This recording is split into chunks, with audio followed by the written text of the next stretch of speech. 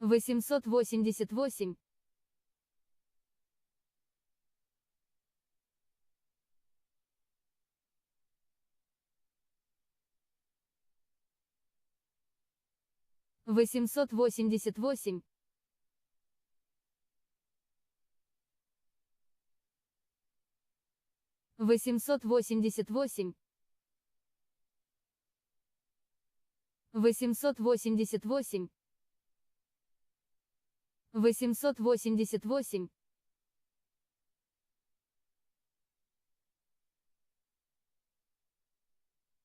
888, 888, 888,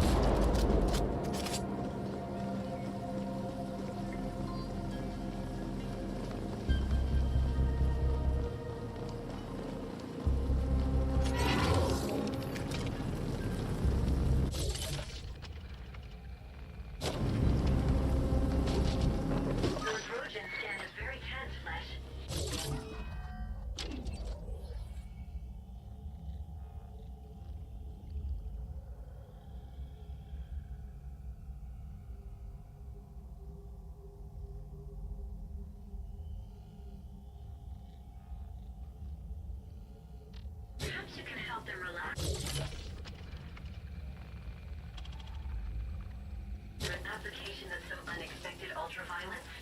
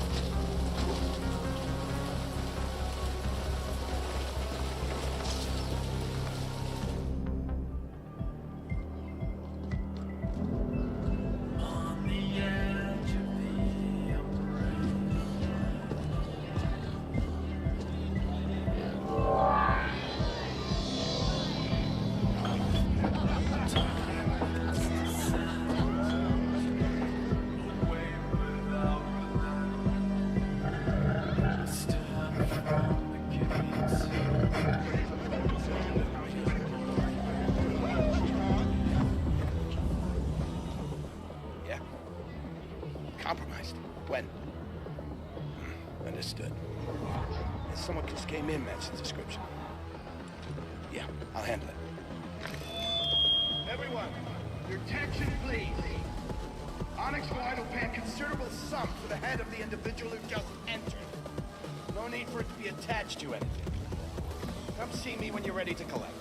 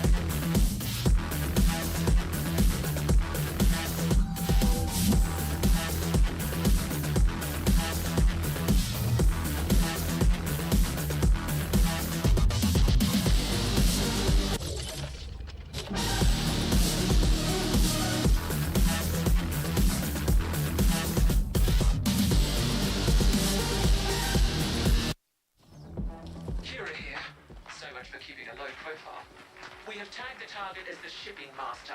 Updated location sent. Go fetch. Intact, mind you. No disintegration. Destination set.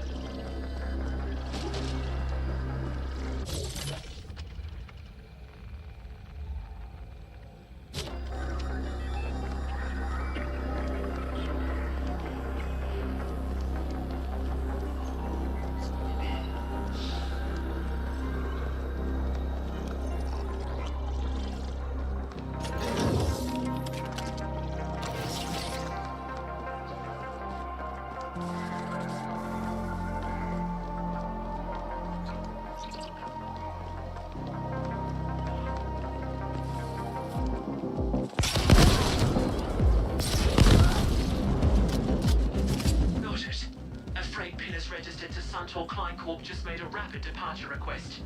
Suntor Klein is an OV front. We can assume the shipping master is on board. What's worse, Pinnis is not just a planet hopper. It's an interstellar vessel. If it leaves Veles, we'll never get our hands on the shipping master. You must stop it.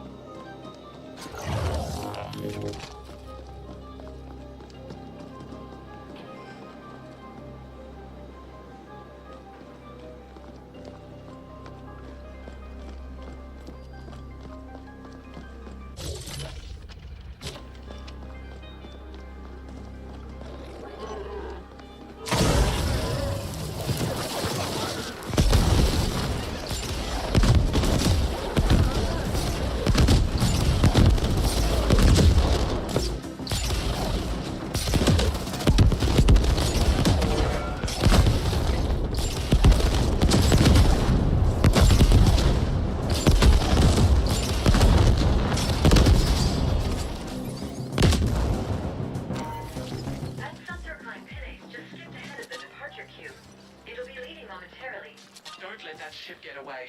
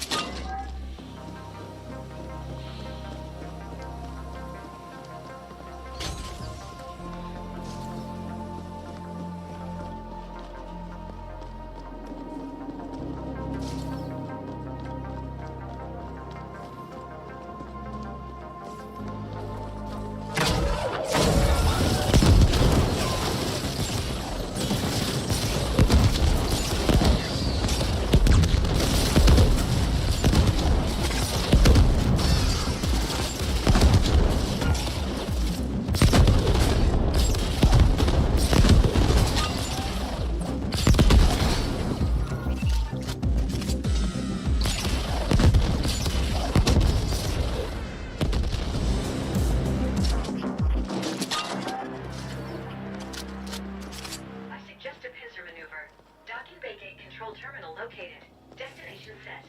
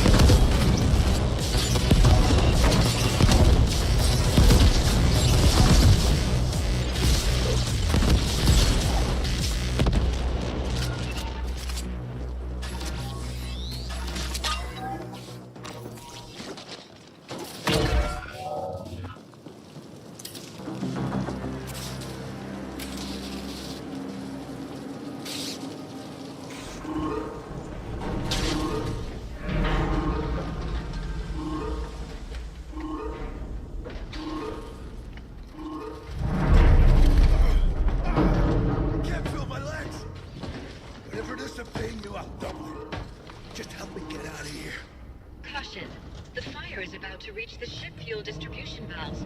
Your weak flesh will be burnt to a crisp when that happens. I advise rapid movement.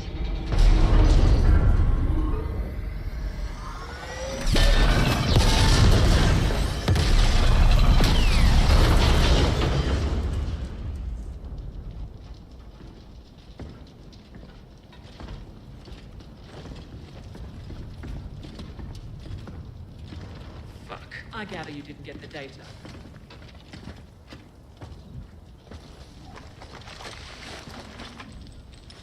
Who the hell are you people?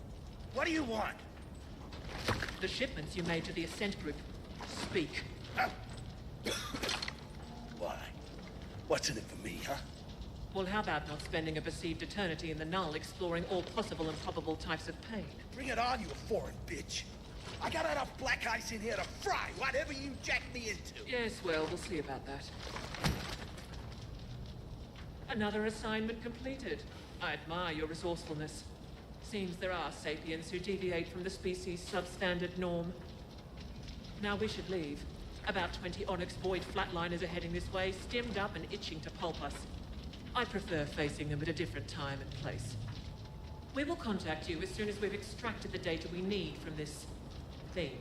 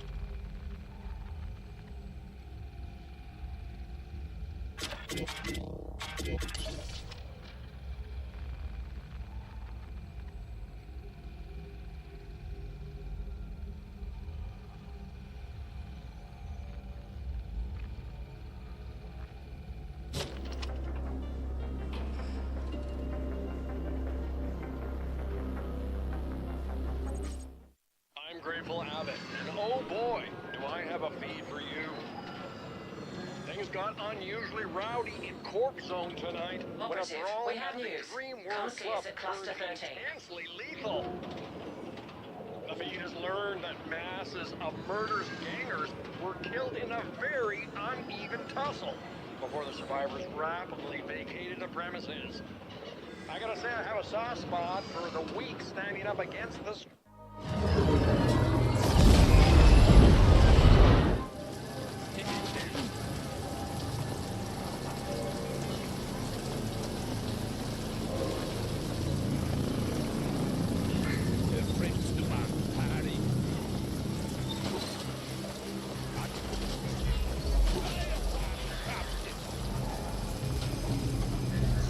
All right.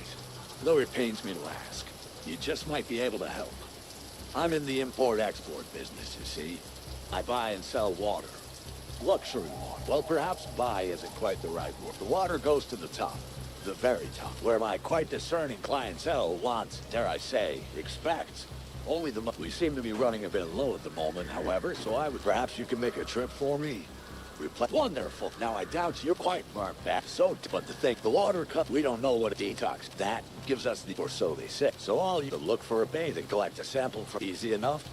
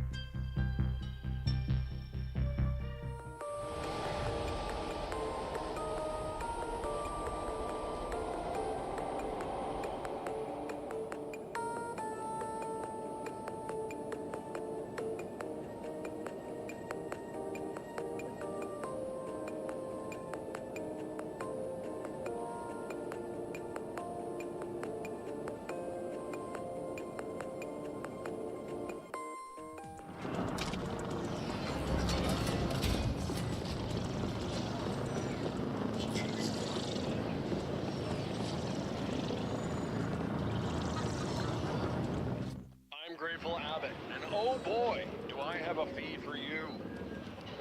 Things got unusually rowdy in Cork Zone tonight when a brawl at the Dream World Club turned intensely lethal. The feed has learned that masses of murder's gangers were killed in a very uneven tussle before...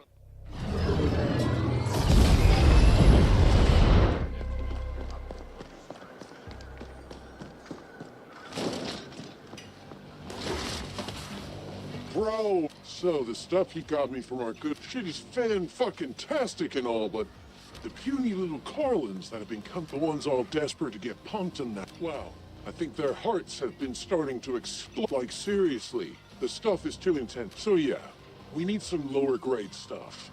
I mean, business, I want to be, so be a perfect. Here's the thing, thought it would be least if he figured, so yeah, but let's you heart attack.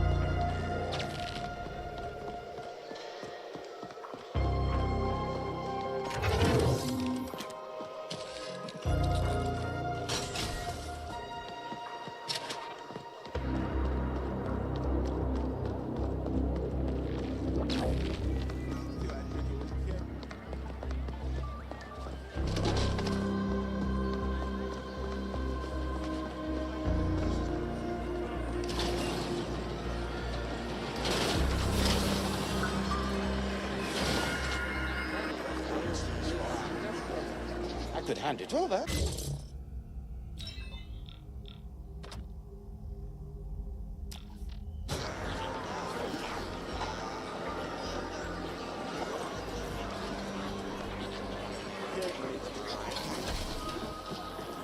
Don't worry.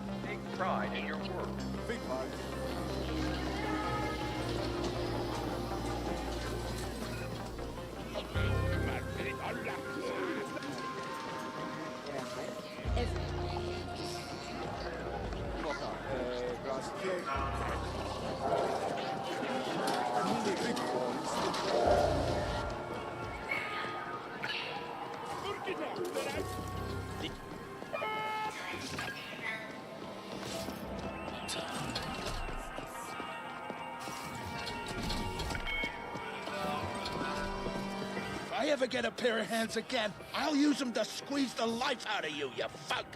If I ever get a pair of hands again, I'll use them... I want my body back! It was a great body! The best! If I ever get a pair of hands again, I'll use them... There you are. That head you brought us held a few info gems, beneath multiple layers of bullshit and surprisingly aggressive ice. The Ascent group contracted Onyx Void to smuggle prominent scientists and exotic materials from all over the sector onto Velez.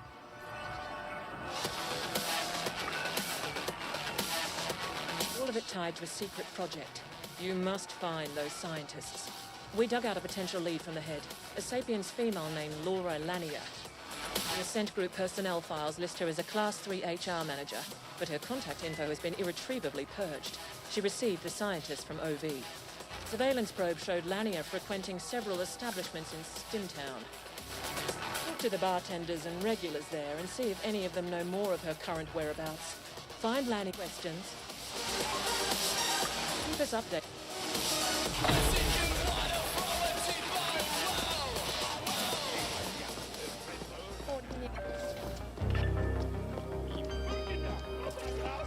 We have a small problem, Flesh.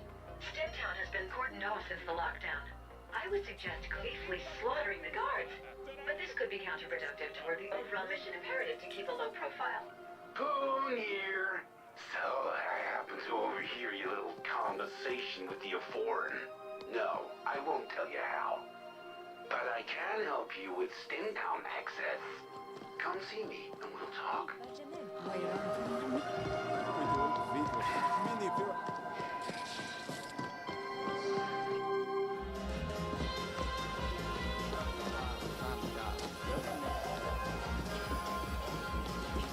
Well, well. If it isn't my former handyman come fucking rock star.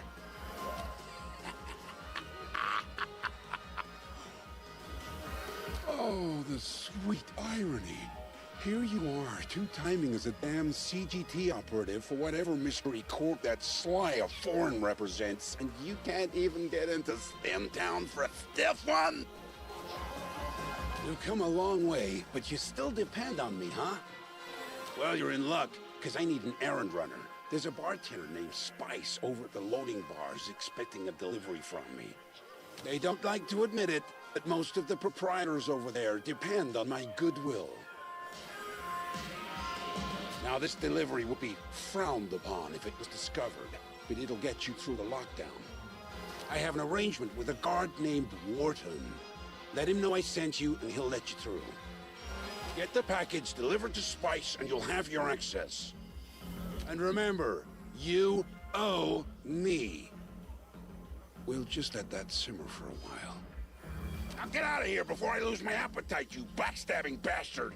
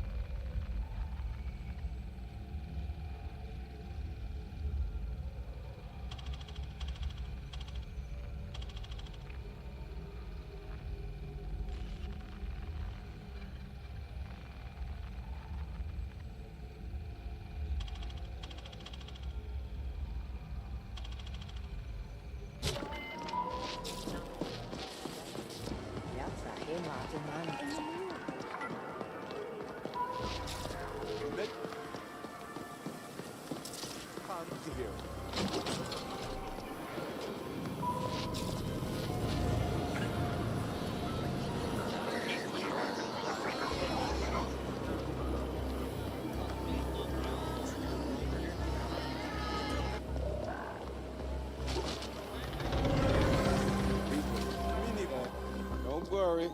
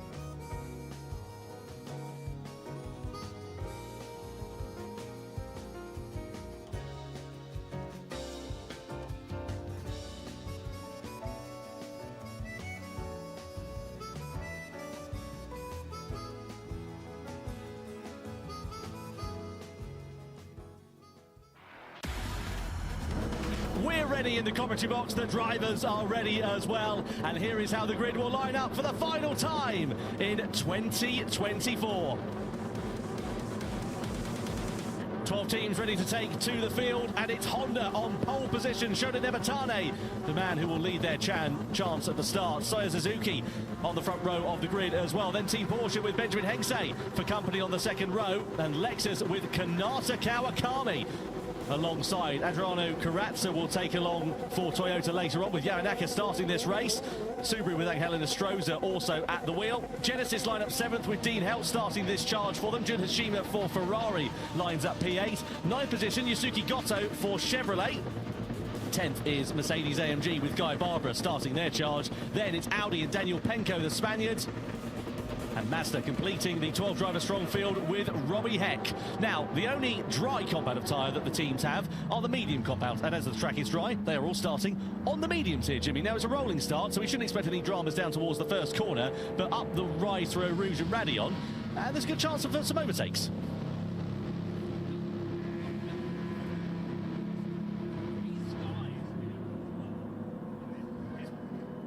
It's like dark and foreboding here at Spa at the moment. You can see the grey skies. I mean, I think we know what's coming at some point, but when do our drivers, what do you do about strategy? All starting on mediums for now. Honda leading the way here at Spa for the grand final. Will they still be there come the end of the race? Well, who is going to be crowned as the Manufacturers' Cup champion of the 2024 season? We're about to find out in 20 laps as the grand final here in Amsterdam gets underway. Honda leading the field across the timeline. We are ready to go racing for one more time this season and crown our world champions here at Spa. Honda lead the field down towards the first corner, and already a flash of rain looks like it's beginning to start in these early stages. BMW, Porsche, Lexus leading them down towards the first turn. Out of La Source, up through Eau Rouge and Raidillon, and on the run to the Kemmel Straight and into Les Combes is where we'll see the slipstream coming into effect. And of course, for Nebatane, the man who's leading the charge, he does not have that hole being punched in the air in front of him, so he may be under a bit of pressure in the early stages. You can already see a little bit of water on the racing line on the circuit, so let's see how this one works out. Here come BMW against Honda. Up the Kemmel Straight we go into Les Combes, and Suzuki takes over the lead in the early stages at the front. Yeah, I mean, easy there. Porsche also looking at the inside. Big lunge there by Team Porsche, knocking Honda off and returning the favour on Team Honda. Big slap there. I think that's Nebatane at the wheel there of that Honda. I mean,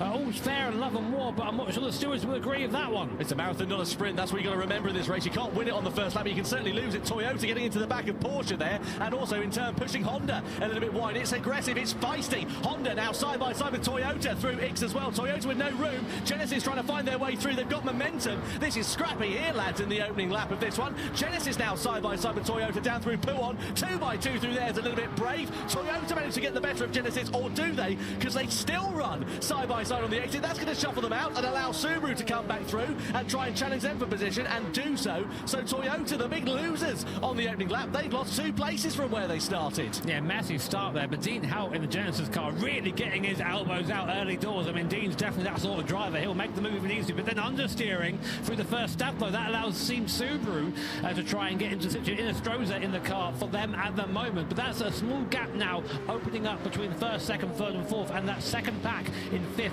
backwards. But at the front, Team BMW have just bolted away at the moment. Suzuki at the wheel, we know how quick he is in that BMW, and just showing it there, taking the place early, and he's just cleared off. So Honda, not a particularly brilliant start to their race. Let's have a look at what happened here with this overtake then down into Les Combes. On the outside here of BMW, now Honda, keep an eye out for Porsche behind, because they're going to come through stage right. Up the inside they go, pushes Honda a little bit wide. They go off to the runoff, returning the favour. Porsche get muscled out there as well. And like candy from a baby, Lexus go through and up into second as well. I think the move from Porsche is a little bit optimistic. I mean, you've got to go for it, of course, but then that to rejoin from the Honda. I don't know if it's because they just hit a bit of AstroTurf and the car didn't grip, but it looked like it just slid sideways onto the back of the course and connecting Porsche on the way through. So, I mean, sometimes I think the stewards just go, well, listen, you're as bad as each other, deal with it, and then no further action. But I've not even seen them investigating yet, so... No, it seems like it's been deemed a racing incident, because, as you say, there's been nothing flashing up on our timing screens. Up we go in towards Les Combes. And Porsche sitting there in third place and not close enough to mount a challenge to Lexus at the moment. Benjamin Exe behind the wheel of that car, the Hungarian driver who was made an emphatic debut earlier on this year. If you remember back to World Series 2 in Prague, challenged for the victory right up until the final corner. And I dare say if that track had been a couple of hundred metres longer, he would have been on the top 7 of the podium. It all came down to tyres in mixed conditions. So let's see whether they can repeat that feat here tonight. Genesis versus Subaru, Ferrari and also Chevrolet, 4 abreast. Look at this. How do you thread the other needle? Ferrari are going to outbrake themselves and go straight off into the Ardennes. Chevrolet left to pick up the pieces there. Well, and somehow Genesis and Subaru managed to emerge without any problems as Mazda have picked up a 1 second penalty. I love the Ferrari there, where they were heroes for approximately a second and then just completely off they go. But Nabatani in the Honda there, just about clinging on inside that top 4 at the moment to the back of Porsche.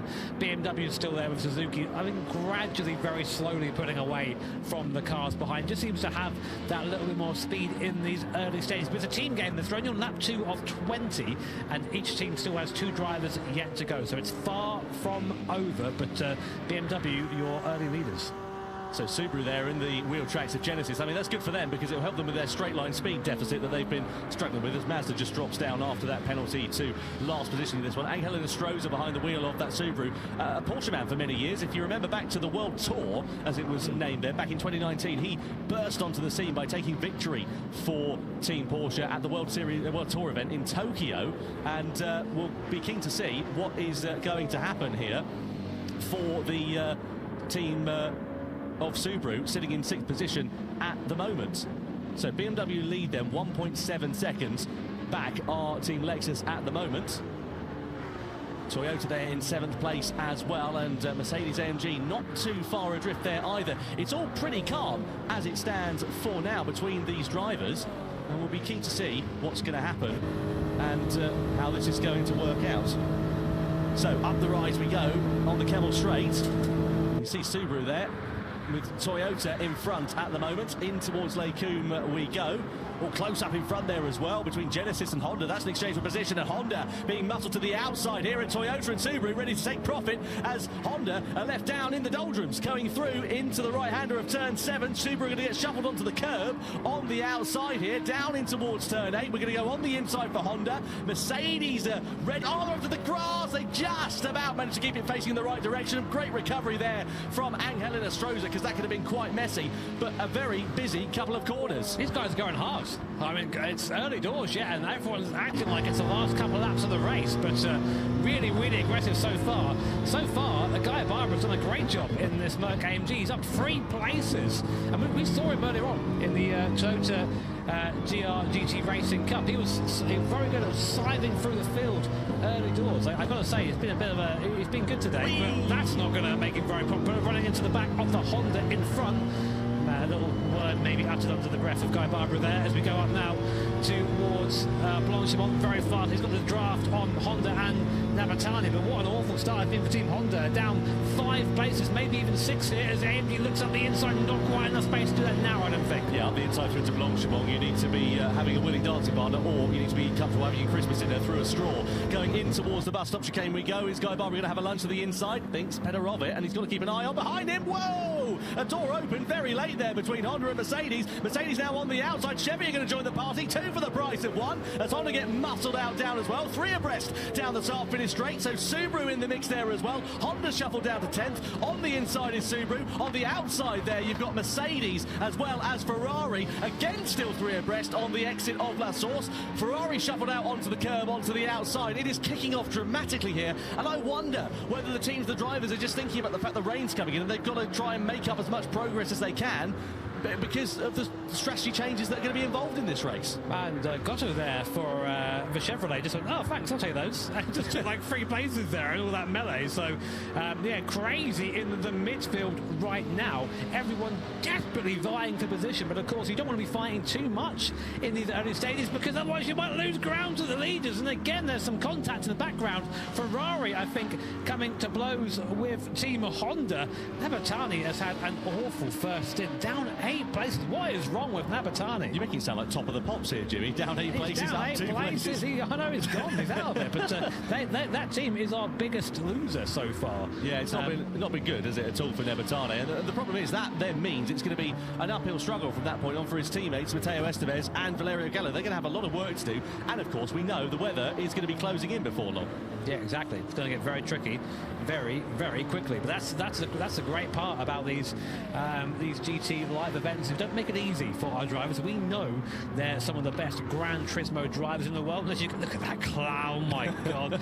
You just see that. I mean, yep, it's over, boys. It's coming. You've got to cue the Jaws music, haven't you? Because you know it's an inevitability. And the thing is, as well, I suppose some of the teams are thinking about and will have had to have the difficult discussions of who's quicker when it gets wet. Because, you know, some drivers are quicker in the dry, some are tricky in mixed conditions. Let's have a look here at Toyota. This is in front with Honda and Genesis. Yeah. Oh, look at that. Toyota just, the seas parting for them. Beautiful. That's how you do it. That's how you get those places made. But that's part of being a driver here, is you have to be able to see those moves happening. You have to be able to understand that these things unfolded in front of you and how to react to them. But to go back to your point, Tom, about drivers having that conversation, I mean, part of being a team player here is knowing your strengths, knowing your weaknesses, and being honest with your team, because you can't perform at your best if you aren't all performing well and playing to your strengths. There is whether. Oh, look at that. Yeah, here it comes.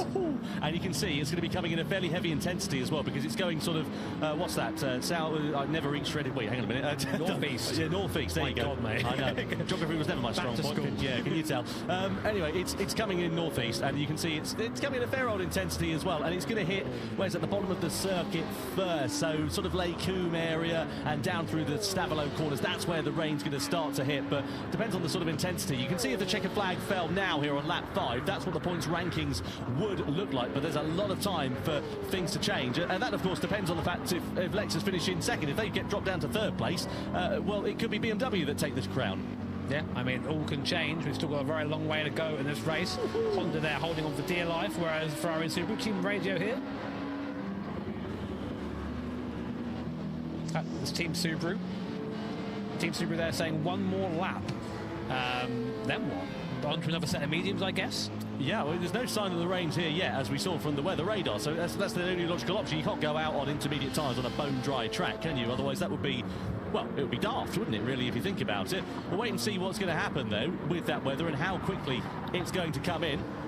I feel like you'd wait, though, you know, if you could see that, because they've all got access to the same weather radar we do, would you not wait? Well, that would be the logical thing, unless they're trying to throw a dummy and play a bluff. Let's have a listen. That'll be Genesis then in 5th place, saying they're catching BMW. So behind the wheel of that is Dean Helt, who we saw has been getting his elbows out in the opening stages of this race. But you can see that they're looking at the big picture. You know, they're only in 5th right now. They're not looking at 5th. They're looking at BMW. Go, right, they're the leaders. We are catching them, which means that we're going to be, you know, we're some of the quickest on the circuit. Let's just keep that up. Let's just keep moving forward.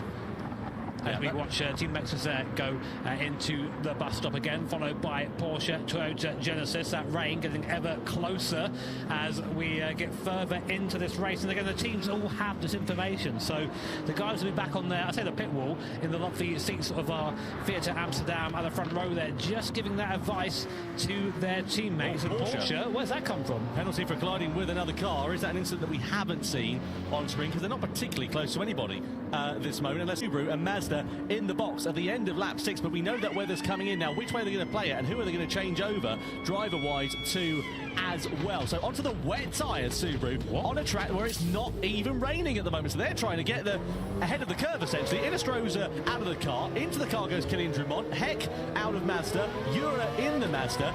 They've gone for a differentiation in strategy here. Mazda going onto the intermediate tyres, Subaru going onto the extreme wet tyres. The rain not even arrived at this point. That is a bold call at this stage. Oh, it has arrived. Look at the wipers on. There is some rain, but I just think, especially for Subaru, it's far too early for the wet tyres. Surely, I've been saying that. Look how the rain is now coming out of the X corners. You go down towards Buon.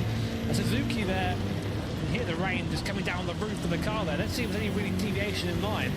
still giving it, you know, the full beans at the moment, but it is going to get to the point soon when the track grip does start to reduce. And of course, with slick tyres, once you lose the heat, it's over, basically. So what he's trying to do now is just keep pushing, keep the heat in the tyres. I'm sure we'll see him box in at the end of this lap, but I just think going for the wets and the intermediates, you've just lost about a lap of dry pace from that, which is not the way. Well, let's see how this plays out. Mazda got the better of Subaru on the intermediate tyres. The rain is at its heaviest at this point on the circuit. In terms of the weather radar, we can see from our commentary box, it is going to be absolutely tipping down over the course of the whole track. Very, very dark clouds, and you can look at that. So anybody who's on the slick tyres, they now have to come in. Look at how quickly the complexion of this race has changed as the rain has come down very, very suddenly, and those who are on the slick tyres are going to have to come into the box. But are those who pitted early, Mazda and Subaru, going to be able to take benefit of that early stop? I don't think they are, because the pace, though it's going to be a bit slower, I don't think it's extremely slow. It's not like they're tiptoeing around, is it? No, I mean,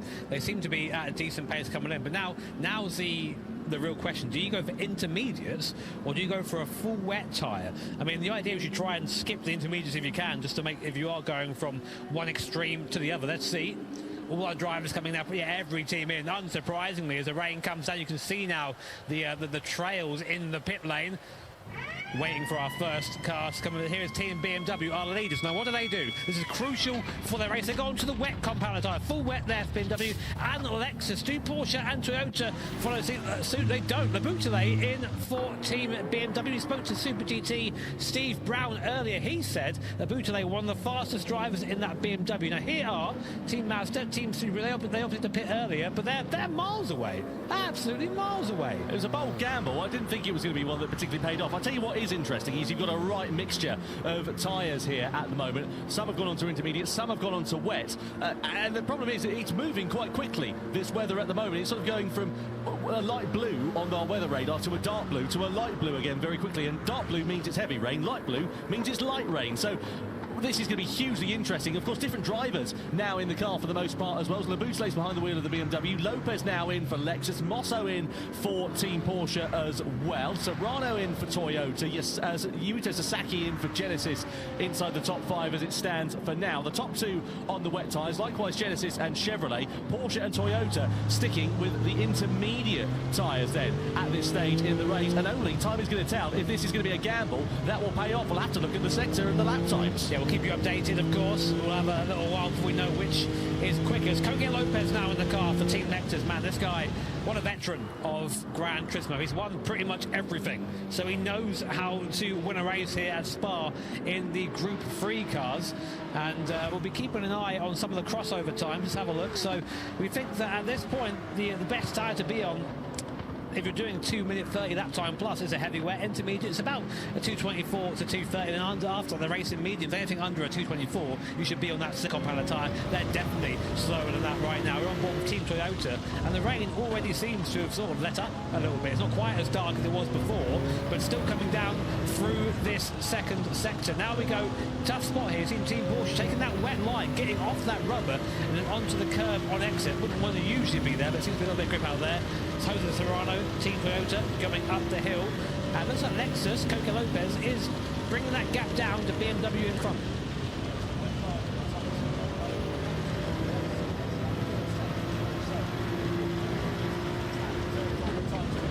Closing up like a freight train on Porsche and lunging to the inside. Down at the bus stop, side by side they go. Porsche are going to give this one up too easy, and Toyota have to settle for second best. But coming at the switchback on the exit of the corner, coming out of the final turn we go then for Porsche, and they do manage to hold on to third place for now, but Toyota having a look on the inside, maybe into the source, but Porsche parking it on the apex and holding firm for the time being. Now, a look at the lap times. Wet tyres for BMW and for Lexus, 236.3, 235.2. Porsche and Toyota, about the same. There's not much difference, is there? I think the Inter is maybe slightly quicker, but only slightly at this point. As we look at Toyota and Porsche, Lexus also closing up on Team BMW, but you have to think this is probably going to be it now for Team Porsche and Toyota. Porsche going to threaten to go to the inside line. Serrano's going to have to go the long way around the outside, but you might want to do that really if it's the wet. That straight line speed of a Supra, proving that it doesn't even need to matter what line is on. Drive straight by that Porsche in a straight line, and up to third place go Team Toyota. Great move there from Jose Serrano. Now, can he latch on to the top two. The gap is about 4 seconds between him and Coque Lopez, his fellow countryman, in that Lexus. So it's got a bit of a gap to bring down there, but let's see if that intermediate tyre is the one to do it on. Ferrari have picked up a penalty as well, down in 9th place. Mohamed Badima now behind the wheel of that car. It's not been a particularly fortuitous day for them, and likewise Honda still struggling to make an impression after a quite difficult start to their race. After being on pole position, they've dropped down into 8th position. They're now on the wet tyres, whereas everybody else around them is on the intermediate, and if the track gets wetter, they're okay. If it gets drier, they've had it, really.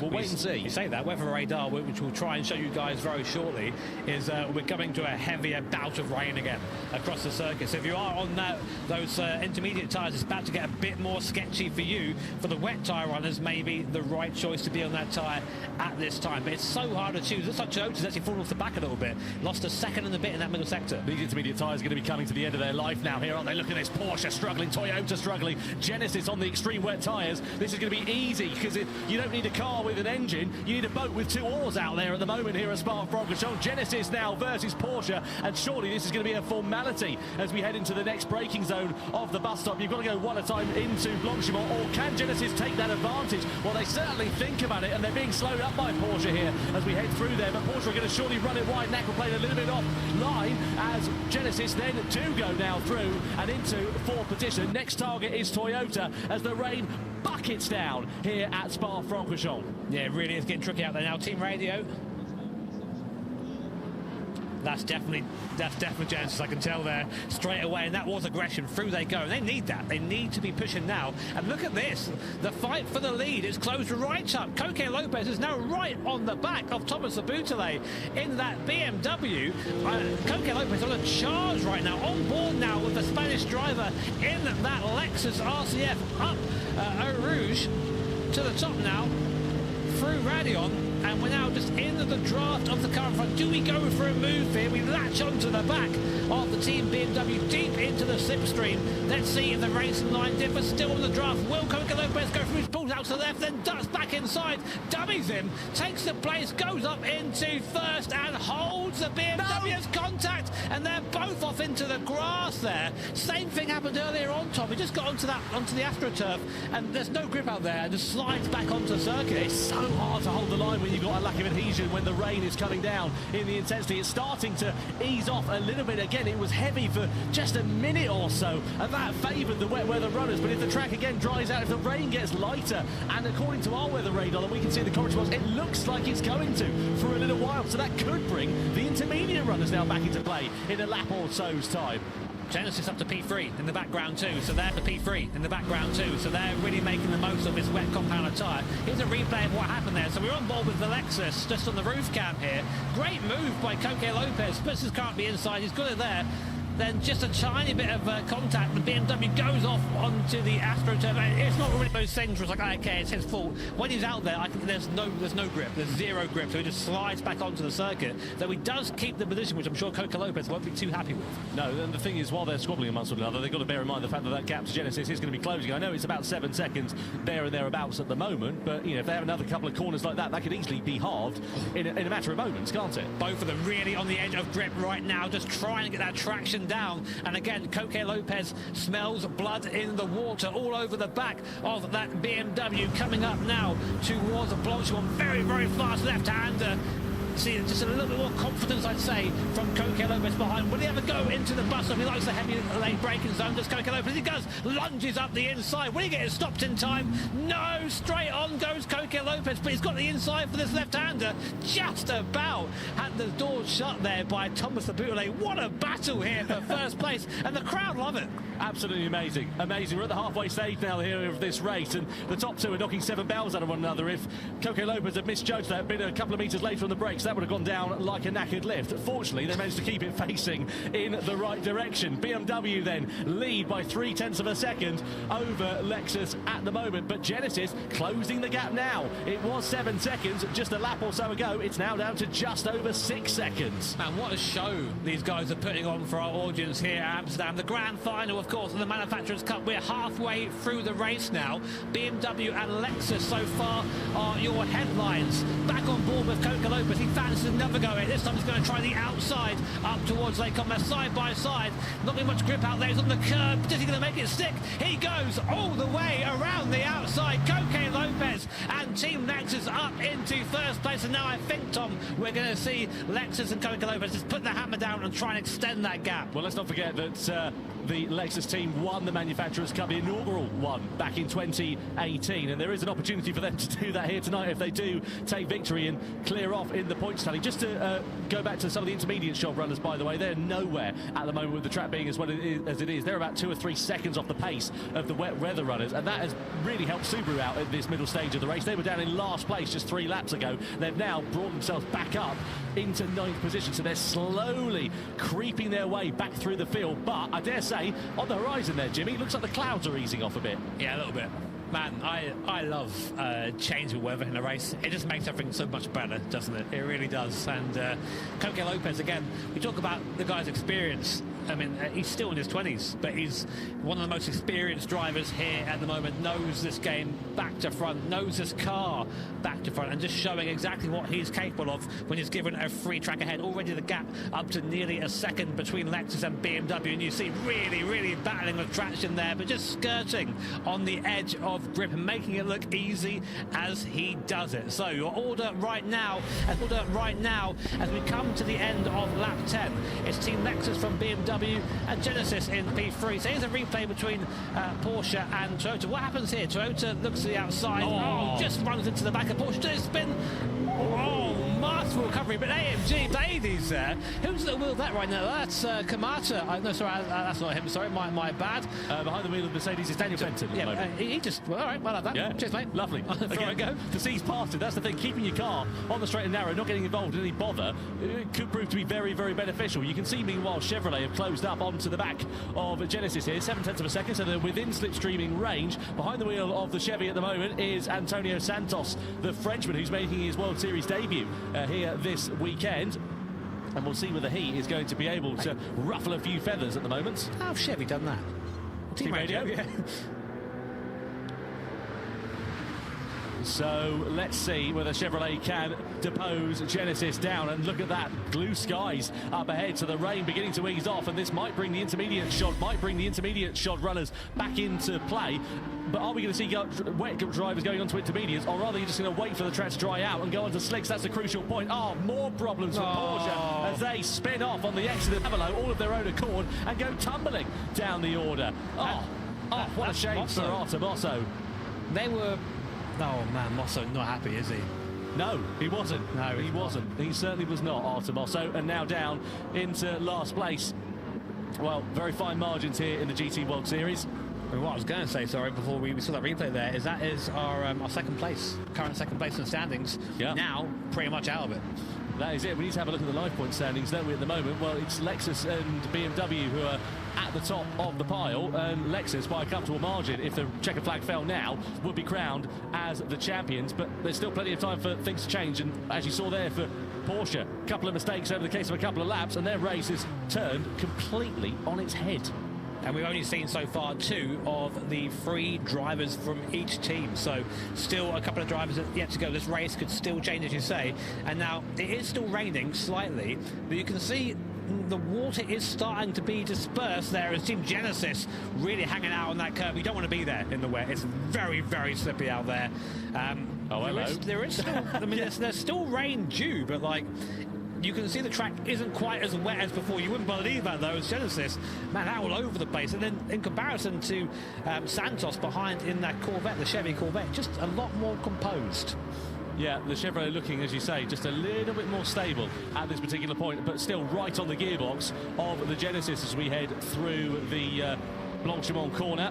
And Chevrolet now ahead of Genesis and up through into third place, whilst we're looking at this battle a little bit further down. So we'll have to get a replay of that overtake for position, because now it is Antonio Santos in front of Yuito Sasaki then. Out of the final corner we go, and is Sasaki going to be able to repay the favour on the Chevy down in towards turn 1? Don't think they're going to be close enough at the moment. Well, Chevrolet have shown consistently similar pace to Genesis, in fact quicker pace over the last lap by about a second or so, as BMW pick up a warning for a collision. And look at this now, BMW back in front of Lexus. So Lopez, whether he made a mistake or something like that, I'm not 100% sure, but there must have been a smattering of contact between the two. It now means the Frenchman, Leboutelet, behind the wheel of the BMW, is now back in the lead of the race.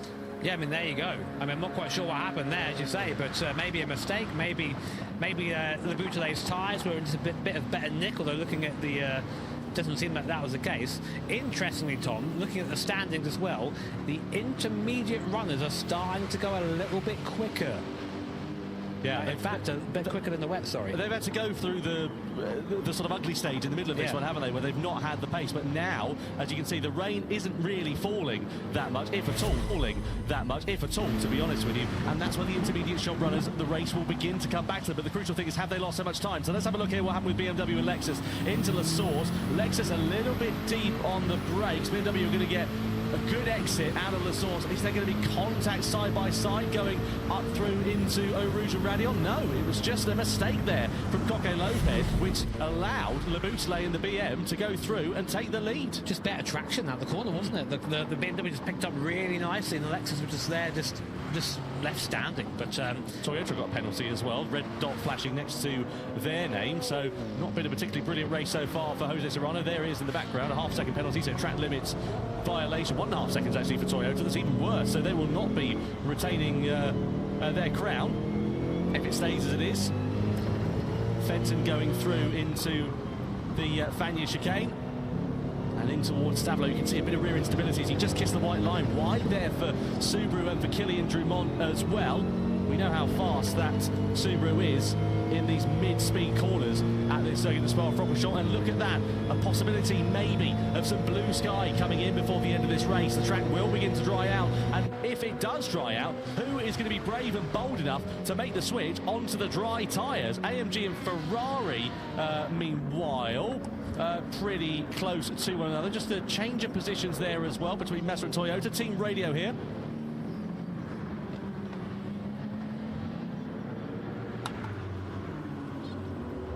So dry time is later for Genesis. That's Yuichi Sasaki, the voice that you were hearing a few minutes ago. So I think what they're going to try and do is stay out on the wet tyres. That's the problem, isn't it? The intermediate runners, they're kind of quids in here at the moment because they'll have more grip underneath them as the track begins to dry out, whereas the wet runners won't. But all have got to stay out, really, until the right time to switch over to dries. And we can see just about weather radar on that left-hand side. That is the last of the rain. So we will probably have a drying, if not dry, circuit towards the end of this race. And this is where the intermediates are going to start to shine, and those wet tyres are going to start tearing themselves apart. I mean, the track is still in a condition where the wet or intermediate tyres are both viable, but we're going to see that Inter get quicker and quicker and quicker.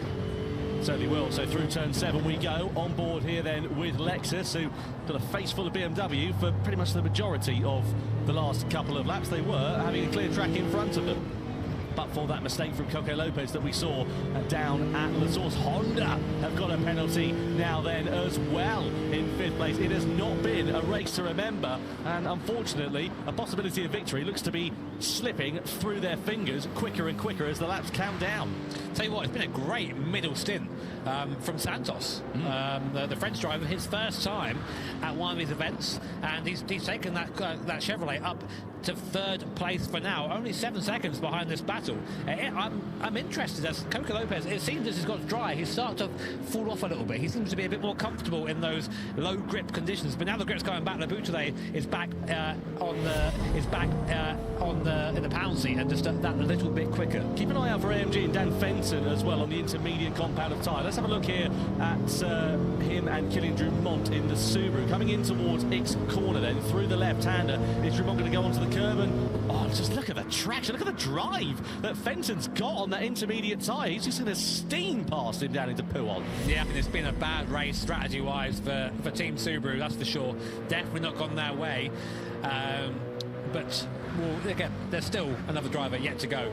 AMG Mercedes, Fenton there at the wheel of that. He is the lead intermediate runner, he's going to be a great yardstick. And of course, all the teams are going to be watching that. BMW, Lexus, Corvette, Chevrolet, sorry, they're all going to be watching what happens there all the time. Well, it's really coming down the times now. 2:28 from the Boutelet on the BMW. We're now firmly in the window for those intermediates to be quick. And that's the problem for the wet shod runners. So you can see the top four all on the wet tyres, but behind them, Daniel Fenton, team radio here.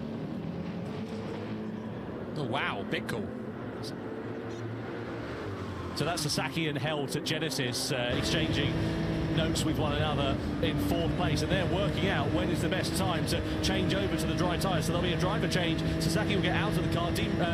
Nicky Romero will be behind the wheel for what looks to be their closing stint in the race, and all they've got to do is try and find the right crossover point, and it could come to Genesis here, because the last thing these wet shod runners want to do is stay out too long, allow the inter runners to close up, and then they've lost the advantage that they gained in that middle stint. Well, we thought that the crossover point for the racing medium tyres, which is what the guys have available to them for dry tyres, is a 2:24. We're not quite there yet. But look at the intermediate runners, Jimmy, as well. Wow, yeah. Dan Fenton lost around 2:26.9. Wet shod runner nearest to him is Genesis, a 2:28.5.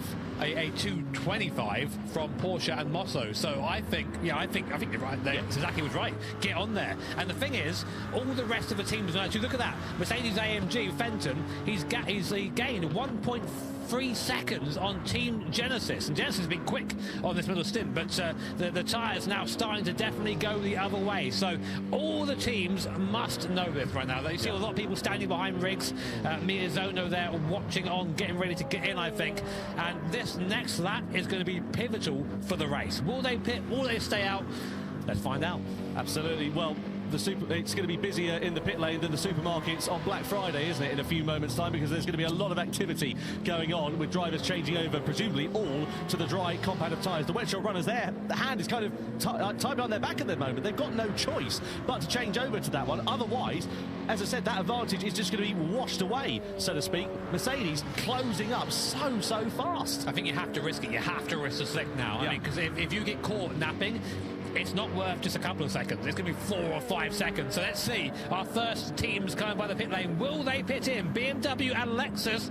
What are they going to do? Our leaders have gone past pit lane. Have they come out? I don't see them. No, Lexus aren't in. BMW aren't in. Genesis go in then. So they're deciding to take the gamble. They said they were going to go aggressive, and they are the first of the wet shod runners to blink at the start of lap 15. Subaru also following them through. Not surprised at all. Subaru and Honda under investigation a few moments ago for a collision. They've got nothing to lose at this particular point and everything to gain. Meanwhile, look at Mercedes now right on the gearbox of Chevrolet, and this is surely going to be a formality, a matter of time before the Mercedes muscles their way past the Chevy. Yeah, Fenton was 3 seconds quicker that lap. That's how much the difference between the wet and intermediate right now. So he just needs to go past him, just drive by and try and make the best of his intermediate. So now we have our first teams risking the medium slick tyre. This is where it's going to get tricky, because that little dry line you can see we're driving on now, that's the only surface of the circuit which has any grip, and it's still greasy. It's not completely dry. So you see, even on the curves, look at the grip difference. It's crazy.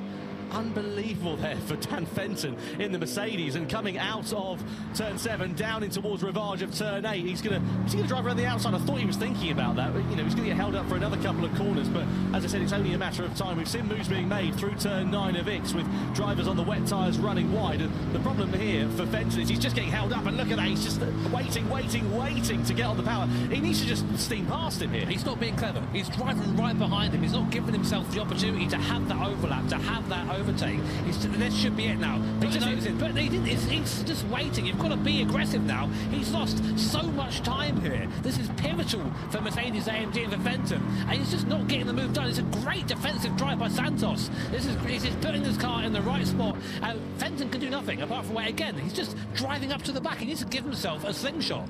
Yeah, just needs a lunge, doesn't he, at the point? But look at Santos there, just parking the car on the apex. He's going to try and get the switchback here, is Dan Fenton, but again goes onto the wet part of the track, and then he doesn't have the same grip underneath him that he needs, and that's the problem here. So this is really compromising Dan Fenton, and also Mercedes AMG's race here, and a possible podium could be slipping through the net, courtesy of the dramas that are being stuck behind Chevrolet here on lap 15. We'll wait and see how it all plays out, but we've got one more pit stop left to go, and surely now, if you're on the wet tyres, you've got to make that pit stop at the end of this lap. Otherwise, you're going to be up a creek without a paddle, so to speak. On the brakes we go into the final chicane. Chevrolet defending the line, and surely they're going to come into the box. Mercedes do as well, and that was a brilliant lap there from Antonio Santos for Chevrolet, and no surprise at all to see the last of our wet and intermediate shop runners into the box for their final stint. If you want a class on defensive driving, that was it. That was a car that was 3 seconds a lap slower than the car behind it and managed to keep him there just by placing his car in the right point. Definitely round of applause there for Santos and Team Chevrolet. But now we get into the business end of this race. Everyone, and I mean everyone, coming into the pit lane to go over to that medium compound tyre. But you see Roach there, very slow on exit, just waiting to get up to speed. There you go, now on to the dry line.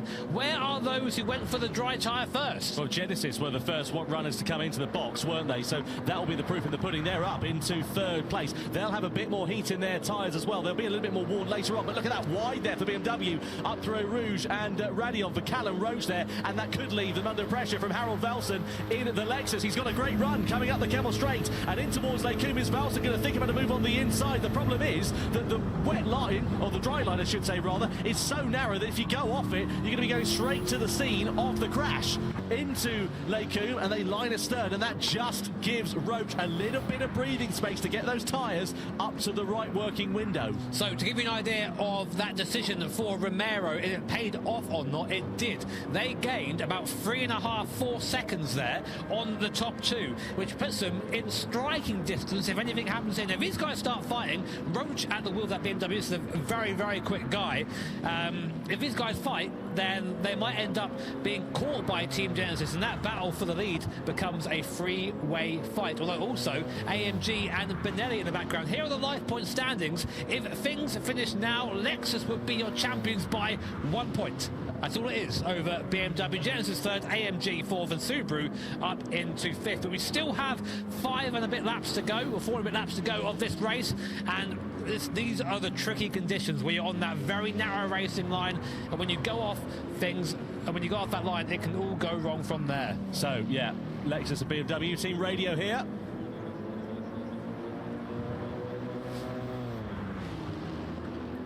That's Genesis, isn't it? Team radio. Look at that gap, Tom. It's come down again. It's 2.3 seconds now.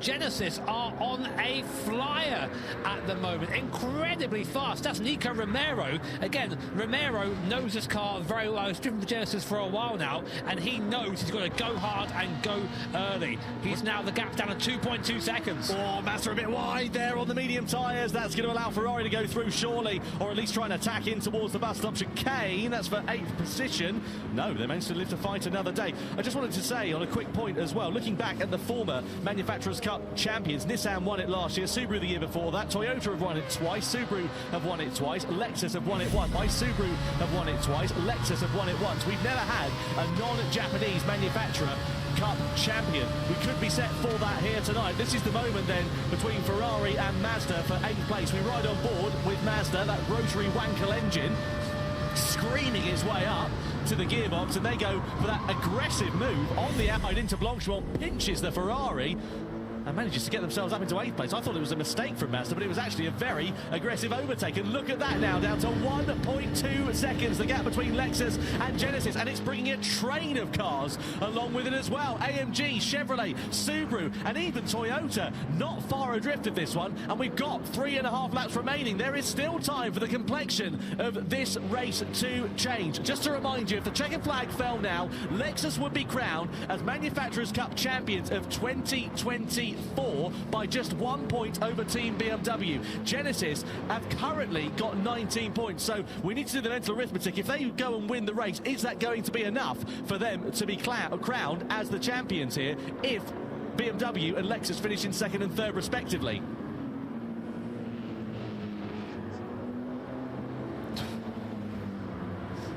Oh man, I mean, that you can now feel that Nico Romero and Dean Howe are like, okay, this is our chance, we can do it. And look at him, maybe a little bit of a smile there on the face of Nico. He knows he's got pace, but he's not there yet. The gap down to 1.7 seconds. Look who's behind though, it's Benelli, and he is fast. The Brazilian driver from Mercedes AMG is latched onto the back of Team Genesis, and this is a guy you don't want in your mirrors. Extremely quick driver is Benelli, and it feels like the whole field's just sort of come back together a bit at the end of the race as the dry running has maybe changed the dynamics of the car slightly.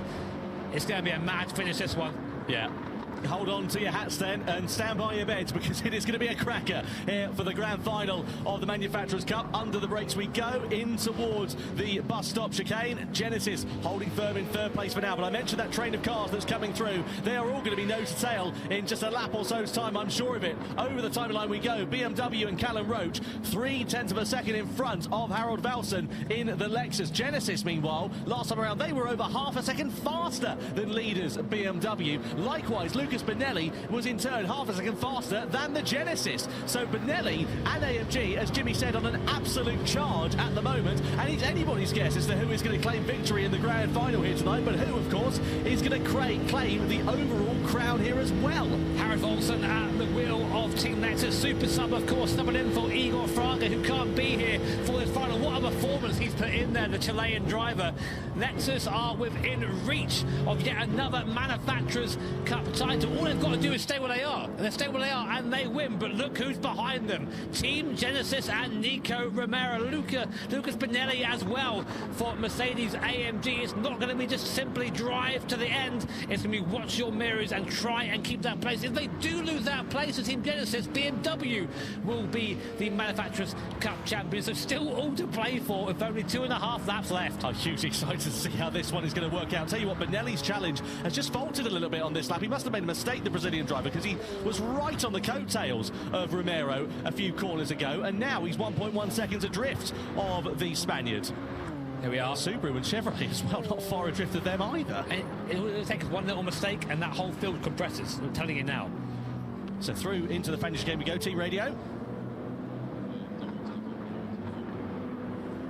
No more talking, I know what to do. That's going to be Callum Roach, hasn't it? That has to be the voice of the American driver. Just let him get on with it. Let him deal with the job at hand. There are the live points rankings if the checkered flag fell now. But there are faster drivers behind the BMW of the Lexus, the Genesis and the AMG. Well, there's nothing that really Callum Roach can do right now. He is the best he can be, which is be in the lead. It's up to what happens behind him, which will dictate who wins today, who wins the Manufacturers' Cup, the grand final, the decider for the season. And we only have 2 laps left here to go at Spa. Genesis, they seem to be stuck in that 1.5 second range, or Lexus have got that little bit closer to BMW in front.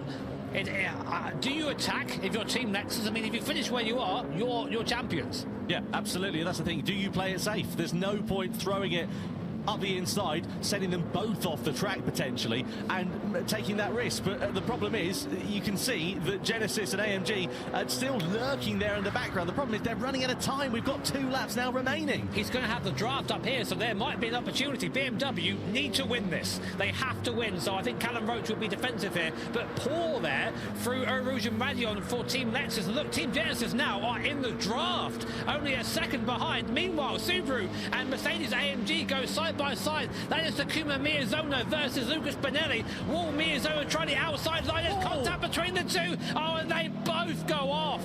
Oh, well, Benelli did not want to give that one up. Chevrolet going spinning round up at Lake Comas. Well, that's a disaster for the American manufacturer. They were having such a strong race. Mercedes AMG pick up a penalty and they're under investigation. Well, the thing is, you've got to give racing room to the car on the outside. And to my money, Miyazono wasn't given that. It cost them both time and it's cost them potentially both a chance of victory. So maybe a 5-way squabble has been now reduced down to a 3-way squabble, has been now reduced down to a 3-way squabble. And you can see there that Lexus are now dropping off the back of BMW. Let's have another look. This was almost comedic timing from the Corvette. What happened here? So there was contact there, and the same thing happened behind. True, the same thing between Toyota and Chevrolet. And just like that, 4 manufacturers are pretty much out. Toyota given a 3-second penalty, and rightly so. Look at this. Look how close Genesis are now, and Nico Romero. He's within striking distance, and this could have massive ramifications for the championship standings here if Romero could just get by Lexus. So it could be winner takes all stakes between these top 2. A little bit wide there for Lexus on Stavolo 2.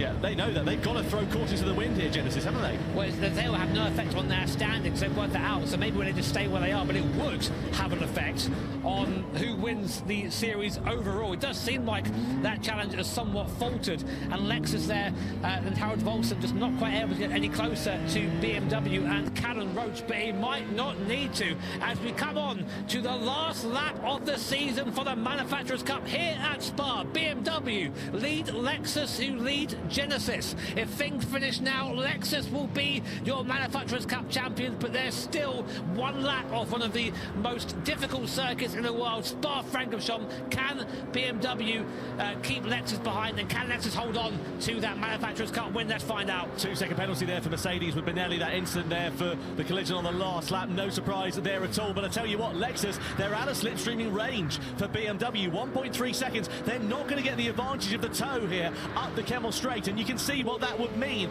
because Lexus would still win it by 1 point. They're going to have the middle sector of their lives as Mazda look for a lunge on the inside of Subaru down into Lake Coombe. Nothing doing for them at the moment. The seas will open those soon, because Benelli with that 2-second penalty will mean that Subaru and Mazda will elevate themselves up to 4th and 5th place here respectively too. Will that change though the position for Genesis because Subaru would be tied with points if they move up? Yeah, there is a good potential for that one. We'll wait and see how it works out. Through the left hand and we go. The final sector of the lap awaits.